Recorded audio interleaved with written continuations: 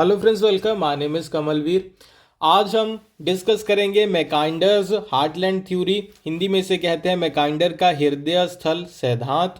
आपका पेपर है modern strategic thought and unit number या सेक्शन नंबर 1 है। और ये हम रिकॉर्ड कर रहे हैं MA defence and strategic studies semester number 2 के सिलेबस के अकॉर्डिंग।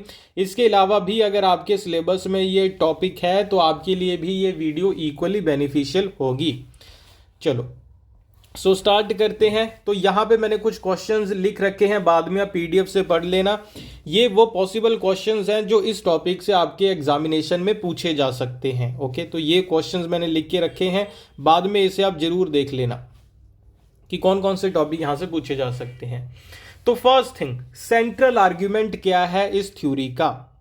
सेंट्रल आर्ग्यूमेंट क्या है? The control of the heartland would be the key to world domination. तो यहां पे वो हमें एक स्ट्रेटजी बता रहे हैं बेसिकली। ओके, या फिर आप कह लो कि ये उनकी अजम्पशन है। ओके, वो ये है कि जो भी इंसान वर्ल्ड में हार्टलैंड को कैप्चर कर लेगा, हार्टलैंड को किसी तरीके से कंट्रोल कर लेगा, जिसके भी पोजेशन में होगा हार्टलैंड, वो पूरे वर्ल्ड को डोमिनेट कर सकता है। ओके, यानी कि वो एक सुपर पावर बन सकता है, वर्ल्ड हेजेमन बन सकता है, पूरे वर्ल्ड को कंट्रोल कर सकता है वो स्टेट, वो कंट्री जिसके पास हार्टलैंड आ गया। मैकाइंडर believed that whoever controlled the heartland would have the resources and military power to rule the world। अभी इस अजम्पशन के पीछे उनका क्या आर्ग्यूमेंट है? तो वो कह रहे हैं कि जो भी इंसान हार्टलैंड को कंट्रोल करेगा, और जब आप हार्टलैंड को कंट्रोल करोगे तो हार्टलैंड के सारे रिसोर्सेज आपके हाथ में चले जाएंगे, यानी कि ओके, सारी मिलिट्री पावर वहां की आपके हाथ में होगी। और वो कह रहे हैं कि हार्टलैंड में इतने रिसोर्सेज हैं, इतनी मिलिट्री पावर हो सकती है कि वो इनफ है, कि वो क्या है, इनफ है पूरे वर्ल्ड को कंट्रोल करने के लिए। अभी हार्टलैंड क्या है एक बार ये देख लो। देखो, ये वर्ल्ड मैप उनकी थ्योरी के अकॉर्डिंग है। तो वो कह रहे हैं कि ये जो रीजन है, ये हार्टलैंड का रीजन है। इस रीजन को अगर कोई भी इंसान, कोई भी स्टेट बेसिकली कैप्चर कर लेता है, कंट्रोल करता है, तो वो पूरे वर्ल्ड को कंट्रोल कर सकता है, डोमिनेट कर सकता है, क्योंकि इस रीजन में इसकी जियो पॉलिटिकल आप कह लो बहुत ज्यादा वैल्यू है इस रीजन की। इसी में आपको सारे पहले तो रिसोर्सेज मिल जाएंगे, बहुत सारे रिसोर्सेज।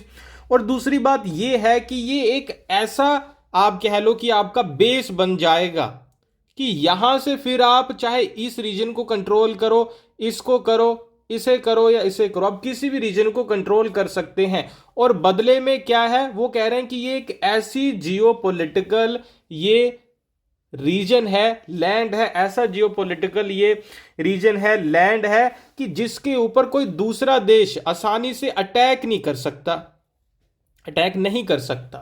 ओके, तो ये अभी सारी चीजें बहुत डिटेल में अभी हम समझेंगे। फिर वो कहते हैं he argue that through history, throughout the history, उन्होंने कहा कि मैंने पूरी हिस्ट्री में ये चीज देखी है, the great empires were those that control the heartland. उन्होंने कहा कि मैंने पूरी हिस्ट्री में ये चीज को ऑब्जर्व किया है कि अभी तक की हिस्ट्री में जिस भी देश ने, जिस भी एम्पायर ने इस लैंड को, हार्टलैंड को कंट्रोल कर लिया, वो इतना ज्यादा पावरफुल बन गया था कि वो पूरे वर्ल्ड को कंट्रोल कर सकता था। ओके, कंट्रोल कर सकता था। तो देखते हैं अभी आगे क्या है। So why heartland was so important. अभी ये इतना ज्यादा इंपॉर्टेंट क्यों है कि ये पूरे वर्ल्ड को कंट्रोल करने की पावर आपको दे देता है? पहली चीज, the region cannot be accessed through the sea route, okay, as it is guarded by a geographical barrier like mountains, cold climate zone of the Arctic. तो पहली चीज तो ये है कि ये रीजन को अगर कोई दूसरा देश अटैक करना चाहता है तो आपको पता है कि वो सी रूट से डायरेक्टली नहीं कर सकता, क्योंकि यहां भी लैंड है कि नहीं, यहां भी ये सारी इसके आसपास में लैंड है, लैंड मास है। तो आप डायरेक्टली सी रूट के थ्रू इसके ऊपर कभी अटैक नहीं कर सकते, नहीं कर सकते। पहली चीज तो ये है कि नहीं। और दूसरी चीज है कि यहां पे बहुत सारे माउंटेन्स हैं इसके पेरिफेरी में, इसके बॉर्डर पे, तो इस वजह से इसके ऊपर डायरेक्टली अटैक नहीं हो सकता। दूसरी चीज, यहां पे बहुत सारे नेचुरल रिसोर्सेज हैं जो आपको पावरफुल बना देते हैं। ये एक लाइन है आपने याद रखनी है, वो लिखते हैं हु रूल्स ईस्ट यूरोप, जो भी ईस्ट यूरोप को रूल करेगा वो हार्टलैंड को फिर रूल कर सकता है।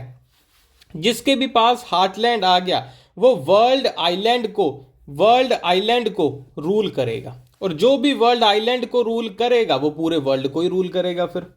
ओके, सो नेक्स्ट क्या है, अभी कई सारे टर्म्स आएंगे, आप देखते रहना। ये सिर्फ अभी मैं आपको बेसिक इंट्रोडक्शन दे रहा हूं इस टॉपिक की, बाद में हमें इन्हें बहुत डिटेल में फिर यहां से स्टार्ट करेंगे, डिस्कस करना है। वो कहते हैं the heartland is pivot area of world politics, यानी कि एक बहुत इंपॉर्टेंट एरिया है ये वर्ल्ड पॉलिटिक्स का। As it was strategically located at the centre of the world land mass, जो वर्ल्ड का पूरे वर्ल्ड का लैंड मास है ना, मान लो यहां पानी है, ठीक है, तो यहां पे ये जो पूरा लैंड मास है इसका सेंटर है ये heartland. Okay, surrounded by the world island, इसके आसपास वर्ल्ड आइलैंड है चारों तरफ, जिसमें इंक्लूड है यूरोप, एशिया और अफ्रीका। देखो ये है ना, यहां पे हमने देखा था अभी कि क्या है इसके आसपास, क्या है, सारा लैंड मास है इसके आसपास भी। यहां पे देखो यूरोप है एक तरफ से, इसे बचा लेगा, एशिया है और अफ्रीका है। तो इसे आपको पता है कि वाटर के थ्रू, सी के थ्रू कभी अटैक नहीं किया जा सकता। He argued that the sea power represented by the naval powers of Britain and the United States was not enough to control the world. वो कह रहा है कि जो सी पावर है ना, वो चाहे आप यूएस की देख लो, यूके की देख लो, वो इतनी ज्यादा पावरफुल नहीं है, इतनी ज्यादा इनफ नहीं है कि वो पूरे वर्ल्ड को कंट्रोल करे। As the heartland could be easily defended itself against sea borne invasions, आप पानी के थ्रू, सी के थ्रू वहां पे कभी कोई अटैक नहीं कर सकते, तो इसीलिए यूएसए और यूके जैसे देश वर्ल्ड पावर नहीं बन सकते, इनके अकॉर्डिंग पूरे वर्ल्ड को कंट्रोल नहीं कर सकते। ठीक है, लेकिन एक और चीज है जो इन्होंने पॉइंट मिस कर दिया कि एक और भी तो है, एयरफोर्स भी तो होती है, तो उसे इन्होंने मिस कर दिया। उस टाइम पे इतना डेवलप नहीं हुई थी ये पावर, ये विंग, तो इसीलिए इस पॉइंट को उन्होंने मिस कर दिया कि इसके थ्रू भी तो उसे डायरेक्टली अटैक किया जा सकता है। सो अभी टॉपिक पे आते हैं, बेसिक इंट्रोडक्शन। तो ये टॉपिक डेवलप किया गया था किसके द्वारा, जो ब्रिटिश ज्योग्राफर है, कौन, सर हालफोर्ड मैकाइंडर, 1904 में इन्होंने इस आइडिया को डेवलप किया। ओके, ये एक जियो पॉलिटिकल स्ट्रेटेजिक है, मतलब ये टॉपिक जुड़ा हुआ है। ये जो टर्म है हार्टलैंड पहले मैकाइंडर ने ही यूज की, कब यूज की, the geographical pivot of history 1904 में उनका एक आर्टिकल पब्लिश हुआ, यहां पे उन्होंने ये पहली बार टर्म यूज किया। इसके बाद की अगली अपनी बुक्स में, अगले अपने आर्टिकल्स में उन्होंने इस टॉपिक को और ज्यादा डेवलप किया, इस कंसेप्ट को। ठीक है, तो कुछ बेसिक चीजें देखो अभी हमने सीख ली है इस टॉपिक के बारे में। अभी कई सारी चीजें हैं जो अभी हमें जाननी है कि किस किस लैंड में कौन कौन से देश आते हैं, और भी बड़ी सारी चीजें हैं। तो कंप्लीट वीडियो और इस वीडियो का second part, third part, fourth part, जो इस वीडियो के बाकी पार्ट है वो अवेलेबल है हमारी वेबसाइट amanpathshala.com या एंड्रॉयड ऐप अमन पाठशाला के ऊपर। लिंक वीडियो के कमेंट बॉक्स में गिवन है, क्लिक करके आप डायरेक्टली देख सकते हो इस वीडियो का पार्ट नंबर 2 और 3 वहां पे अवेलेबल है। ठीक है, इसके अलावा भी डिफेंस एंड स्ट्रेटेजिक स्टडीज के जो एमए सेमेस्टर 2 के जितने भी वीडियोस हैं, पीडीएफ नोट्स हैं, वो सारे अवेलेबल हैं हमारी ऐप के ऊपर और वेबसाइट के ऊपर, आप डायरेक्टली जाके देख सकते हो। लिंक कमेंट बॉक्स में गिवन है। कोई भी आपका डाउट हो तो आप लिख के कमेंट बॉक्स में मुझसे पूछ सकते हैं। अपना ध्यान रखिए। Thank you for watching, bye bye.